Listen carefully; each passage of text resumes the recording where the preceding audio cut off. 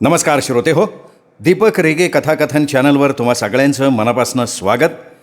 श्रोते हो, आज तुम्ही ऐकणार आहात माधुरी वरुडकर यांच्या नात्या पलीकडचा माणूस या कथासंग्रहातली कथा. पण तत्पूर्वी तुम्ही जर आत्ता चॅनलवर पहिल्यांदा आला असाल किंवा अजूनपर्यंत चॅनल सबस्क्राईब केलेलं नसेल तर प्लीज चॅनल सबस्क्राईब करा. शेजारी घंटीचं चिन्ह आहे तेही प्रेस करा आणि त्यातला ऑल हा पर्याय निवडा. म्हणजे मी माझ्या चॅनलवर कुठल्याही कथेचा किंवा कादंबरीचा व्हिडिओ अपलोड केला की ताबडतोब त्याचं नोटिफिकेशन तुम्हाला मिळेल तुमच्या हातातल्या तुमच्या मोबाईलवर. चला श्रोते हो, सुरू करूयात. सौभाग्यवती माधुरी वरुडकर लिखित शेवगाठी. म्हातारीनं घराबाहेरच्या ओट्यावर पांढऱ्या पोताची फारी टाकली आणि ती त्यावर फतकल मांडून बसली. गळ्यातली सोन्याची एकदाणी आणि तुळशीची माळ तिने एकसारखी केली. सकाळचा चहा आणि त्याच्या संग खाल्लेल्या मारीच्या 2 बिस्कुटानं तिला तरतरी वाटू लागली. तिने कमरेची चंची काढली. कशानं बांधलेली खणाखणांची चंची तिने गोल फिरवत उघडली. तिनं त्यात एका विड्याचे 2 भाग असे 4-6 कुटके करून ठेवलेले होते. चंचीतून पानाचा कुटका तिने चुना आणि काथ लावून तोंडात टाकला. वर किंचितचा तंबाखू आणि सुपारीचं छोटं खांड तोंडात टाकलं आणि ती पान चघळायला लागली. घराले हा ओटा आहे म्हणून बरं आहे. जिंदगीचा अर्धा मुर्दा येळ तरी जातो. जाता येता कुणी बी बोलतं विचारतं तर उसरामा होतं. म्हातारीच्या मनात विचार आला, काय आजी, झालं का चहा पाणी, खाल्लं का पान? सगुणानं दूध घेऊन जाता जाता विचारलं. तोंडाला चव येते म्हणून खाते पानाचा कुटका. म्हातारी हातानं कुटका दाखवत सगुणाला उत्तर देऊन टाकलं. रस्त्यानं वासू चरायला गाई म्हशी नेत होता. त्याची संथ चाल म्हातारी बघत होती. वासरं मागे धावत होती, काही उंडारत होती, उधळत होती. त्यांच्या मागे वासूची दमछाट सुरू होती. घरातून सुनेचा कालवा ऐकू येऊ लागला तसं म्हातारीच्या कपाळावर आठ्यांचं जाळं पसरलं. दोन्ही नाती उठल्या होत्या आणि त्यांची शाळेत जाण्याची तयारी सुरू होती. सून लहानीला रागवत होती आणि तिने भोकाड पसरलं होतं. म्हातारीचा जीव कासावीस होऊन गेला. सुनेनं थोडं प्रेमानं घ्यावं असं तिला वाटत होतं, पण तिने आता सगळ्या बाबतीत बोलणं सोडलेलं होतं. एक दीर्घ सुस्कारा म्हातारीनं सोडला. आता दोन्ही नाती बाहेर येतील, बिलगतील, गळ्यात पडतील आणि बाय करतील याची ती वाट बघायला लागली.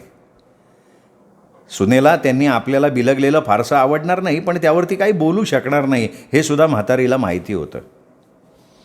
दोघीही शाळेचा युनिफॉर्म, वेण्या, बूट, मोजे घालून पाठीला दप्तर लावून बाहेर आल्या. मोठी मनवा आजीच्या गळ्यात पडली. लहानग्या सईनं आजीची पापी घेतली. आजी बाय, आई बाय, दोघीही ओरडल्या. टिफिन संपवा ग, सून ओरडली. टिफिनमध्ये काय दिलं ब असं सुनेला विचारावं असं म्हातारीला वाटलं, पण म्हातारी मूग गिळून गप्प बसली. 2-3 दिवसांपासून म्हातारीला चटपटीत काहीतरी खावंसं वाटत होतं, पण तोंडानं मागितल्यावर सून करून देईल याची खात्री नव्हती. म्हातारीच्या डोळ्यात पाणीच जमा झालं. म्हातारीला धन्याची, परशुराम बुढ्याची आठवण झाली आणि तिच्या पोटातली गदगद वाढली. मले टाकून मोर निघून गेला आणि तवापासनं माझ्या नशिबाचं गणितच बदललं नवं. पण माझ्या बाबतीत बुढ्याचं काहीतरी चुकलंच असं तिला वाटायला लागलं. तेवढ्यात कान्हाच्या रडण्याचा आवाज आला. कान्हा उठला होता. 2 नातींच्या पाठीवर तिचा लाडका नातू होता तो. तिच्या पोटात माया जमा झाली. उठल्या उठल्या पोराला जवळ घ्यावं म्हणजे लेकरू रडणार नाही असं तिला वाटलं, पण सून जोरात रागवून बोलत होती. त्याने आजी म्हणून आवाज दिला, मात्र म्हातारीला आत जाता येत नव्हतं. मुलांचे लाड या विषयावर सुनेनं मोठं व्याख्यान दिलं असतं. म्हातारी चुप्प बसून राहिली. सुनेच्या वादातनं ती निमूटपणा शिकली होती. लेक आणि सून मिळून स्वयंपाकघरात खुडबुड सुरू होती. कान्हा उठल्यावर चांगलं 2 तासांनी सुनेनं त्याला बाहेर आणलं. म्हातारीचा लेक आणि त्याचा बाबा रमेश तयार होऊन शेतात निघाला होता. नाश्ता झाला वाटतं, तिच्या मनानं नोंद घेतली. याला घ्या, थोडा वेळ सांभाळा, सून म्हणाली. म्हातारीचा ऊर भरून आला. गोऱ्या गोमट्या नातवाला तिने उराशी धरलं. सून घरात गेली तशा तिने नातवाच्या खूप पाप्या घेतल्या, लाड केले. नातू खदा खदा हसायला लागला. तिने घरातनं खेळण्याची टोपली आणली आणि ती नातवाला खेळवायला लागली. समोरची कावळा, चिमणी, कबूतर नातू बघायला लागला. म्हातारीनं ज्वारीचे 4 दाणे आणून पक्ष्यांना घातले. पोरगं टाळ्या पिटायला लागलं. 1.5-2 तास नातवाशी खेळणं झालं. म्हातारीच्या पोटात भुकेचा जाळ उठला. आज सुनेनं नाश्त्याला आवाज दिला नाही म्हणजे तिला नाश्ता करायचा नाही हे तिला ध्यानात आलं. ती नातवाला घेऊन घरात गेली आणि घरातला पसारा बघून थक्क झाली. सुनेच्या हातात मोबाईल होता. मले नाश्त्याला काही देते का? चपाती आहे, खाता का? काल रमेशनं शेवगाठी आणलेली दिसते, ते देतं का पाणी पिण्यापुरती? ती पोरींना डब्यात दिली, ह्यांनी पण खाल्ली, सगळी संपली. आजच्या रोज चपाती खा. जशी मले रोजच्या रोज अलग अलग खायला घालते ना व. म्हातारीच्या मनात रागाचा डोंब उठला. ती मनाशी पुटपुटली. सुनेनं लेका संग 4-2 घास शेवगाठी खाल्ली असन, मग मायासाठी का नसल उलीसक काढून ठेवली? म्हातारीच्या डोक्यात पुन्हा राग गेला. तिच्या डोक्याची शीर ताड ताड उडायला लागली. दे माय, चपाती ठेचो दे जा आणि इलूसक तूप साखर दे जो. अहो तुम्हाला ते साखरेचं दुखणं दे पोरी, मस्तक फिरल्यावानी व्हायले. डाक्टर म्हणले होते चक्कर आल्यावानी वाटलं तर साखर खाजो म्हणून. सुनेनं न बोलता नाश्ता दिला. खाल्ल्यावर म्हातारीला जरा बरं वाटायला लागलं. ह्या पोरांपायी एक काम होत नाही, सगळा दिवस तसा जातो, काम नाही का फिरणं नाही. सून तणतणत पसारा आवरायला लागली. म्हातारी आता वाकली होती, थकली होती. आयुष्यात आपण किती कष्ट केले हे सुनेला सांगण्यात अर्थ नाही हे ती जाणून होती. आधी कान्हाला झोपवून देते. सुनेनं थेट खोली गाठली. म्हातारीनं मग हळूहळू ओट्यावरचा पसारा आवरला, भांडी घासायला टाकली, ओटा स्वच्छ पुसला. अंग धुण्याची तयारी करून ती अंग धुवायला गेली. लुगड्याच्या निर्या कमळात खेचताना तिचा हात अडखळला. ती पलंगाला टेकून तशीच बसली, हातात निर्या घेऊन. खोलीतनं सून बाहेर आली आणि अर्धवट लुगडं नेसलेल्या सासूकडे बघत म्हणाली, काय झालं? काय बी नाही, थकलेवानी झाले. मी तुम्हाला सांगितलं ना, मला सांगितल्याशिवाय अंग धुवायला आज जाऊ नका, पण नाही.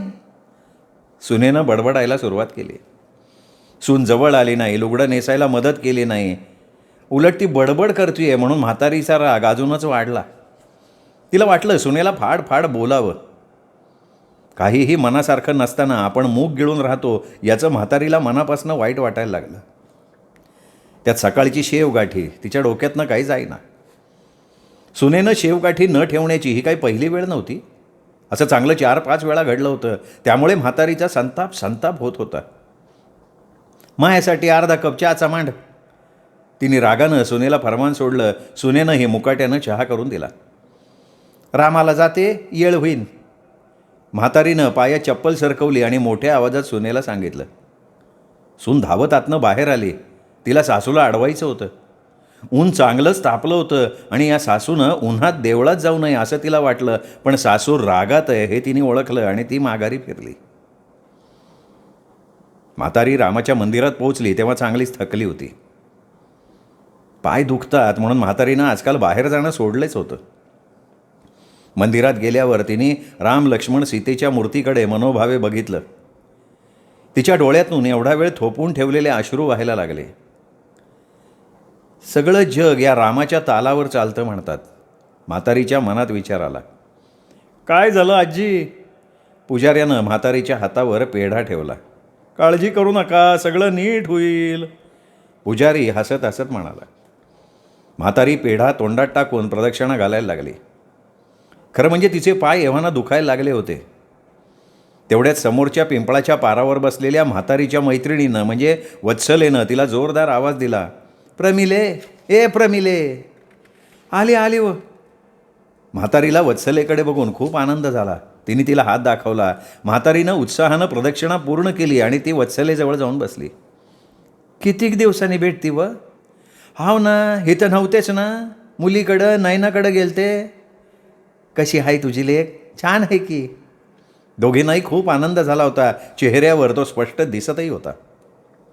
घे जो, आज मस्त योग आणला आहे रामानं.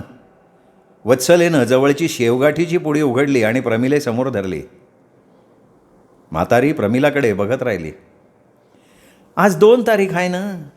संजय गांधी निराधार योजनेचे 1000 रुपये भेटतात मले. दर महिन्याला बँकेतून मले पैसा भेटला की मी पहिले घेते शेवगाठी. रामाचं दर्शन घेतलं का खाते शेवगाठी. मले लय पसंत आहे शेवगाठी. वत्सला मनापासनं हसली. मग शेवगाठी खाता खाता दोघींच्याही गप्पा रांगल्या. 4-5 वेळा चकवून गेलेली शेवगाठी खायला मिळाल्यानं म्हातारीला खूप बरं वाटलं. सगळा शिणावटा गप्पा गोष्टींमुळे निघून गेला. घरी जाताना ती पुन्हा विचाराच्या चक्रात अडकली. वत्सलेला एक मुलगी आहे, 1 एकर शेत आहे. मुलगी आईला हवं नको बघते. कधीकधी वत्सला मुलीकडे राहायला जाते. हा विचार तिच्या मनातनं जाईना. तिच्या मनात प्रचंड चलबिचल माजली. वत्सला आपल्यापेक्षा सुखी आहे हा विचार तिच्या मनातनं जाईना. तिच्या मनात विचार आला, माह्य काय. माया नावावर 25 एकराचा वावर आहे, घर आहे, गयात सोन्याची एकदानी आहे. पण हातात काय नाही. परशुराम बुढ्याचं काहीतरी चुकलंच. ती विचारात घरी आली. बाहेर टाकलेल्या फारीवर येऊन बसली. चेहऱ्यावरचा घाम पुसला. दमली होती ती खूप. केव्हाची सासू देवळात गेली आहे आणि अजून आलेली नाही आहे म्हणून सून आत बाहेर करत होती.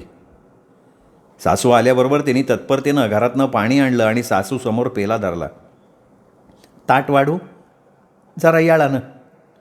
थोड्या वेळानं म्हातारीचं जेवण झालं. सासू कसल्या विचारात आहे हे न कळून सून हवालदिल झाली.